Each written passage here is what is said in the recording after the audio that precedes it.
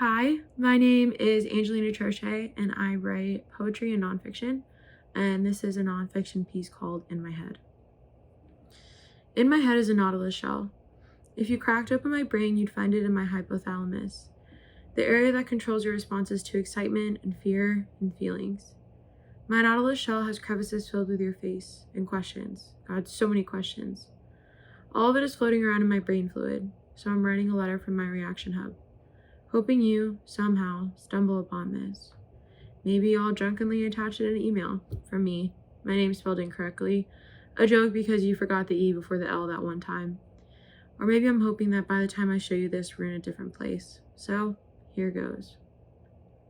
Dear Jay, we hadn't met in person yet, and I think that was holding you back.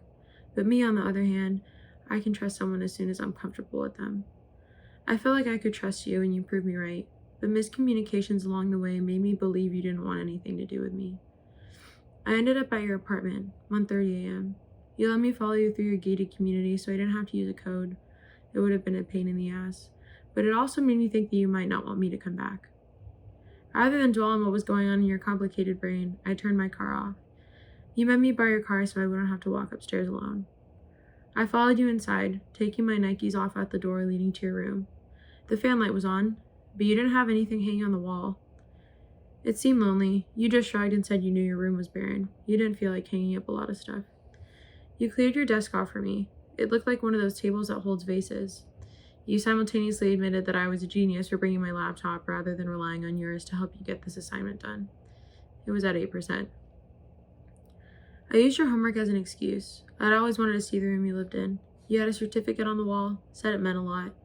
You proceeded to show me the other two you'd gotten in previous years, taking them out of the manila envelope on the desk in front of me. You're really good at what you do, lacrosse, such a Canadian sport, but you'd never bragged about yourself before, so I let you. I wanted you to, because you claim to hate talking about yourself. You proceeded to show me scores of games, pointed with a smirk to where conference champions was printed on both plaques. That one was at your school, you said. I made a little bit of a big deal about your accolades and you started a shutdown. I changed the subject. I didn't want you to close up on me. You saw my rings and made a joke about how you remembered I had really nice hands. Then you said you wanted to get a thumb ring, a black titanium one that said fuck you, but only so you could see it. You grabbed my hand, maneuvering ring after ring off of my fingers. You didn't know your ring size and told me to tell you what it was. I'm not a ring sizer though, and your fingers are wide. I had no clue what to tell you except that I didn't want you to stop touching my hand. Touching me. Eventually you did though. You lay down on your bed parallel to where I was sitting. I started reading. You couldn't take your eyes off of me, or so it seemed. I was glancing out of the corner of my eye and it was dark so I could have been imagining it. You talked about computers and politics, topics that I didn't even know interested you. I was seeing a different side of the boy that didn't care. The boy who said so much but did so little. I didn't mind that you were paying me to do this assignment. I didn't mind that you were paying attention to me. I hadn't needed to drive to you, but you'd suggested it. Come here and we'll write this fucking paper together. And I had a feeling you weren't going to cancel, for once. I wanted to see you. I dropped everything and got into my car. I'd only seen you from a distance or through photos that I'd taken. I had butterflies in my stomach the whole drive. Before this night, I knew we were both socially awkward in general. You had also made it abundantly clear that you just didn't care. Only sometimes, though. Before this night, I'd forced myself to see the sweet side of you when all you showed me for a while were the asshole capabilities. We'd known each other closely for almost a year and had never talked because social media is weird and dating apps are weirder. I never forced talking in person. Sure, it had been disappointing when we didn't, but the thought of losing the attention that made me feel so confident scared the shit out of me. I never knew why I felt so confident when I talked to you. I wanted to bottle it up, though, for fear of you never talking to me again. When I was laying on my back next to you on your bed that donned only the bottom sheet and a comforter and two pillows, one with a pillowcase and one without, I felt it, full force. I scratched your back. You shivered from the feeling of my nails against your skin.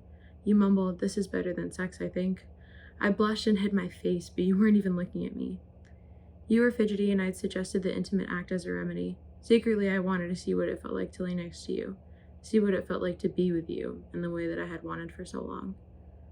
Almost a year ago, you said we were an iconic duo. I believed you. You said I had a cute face.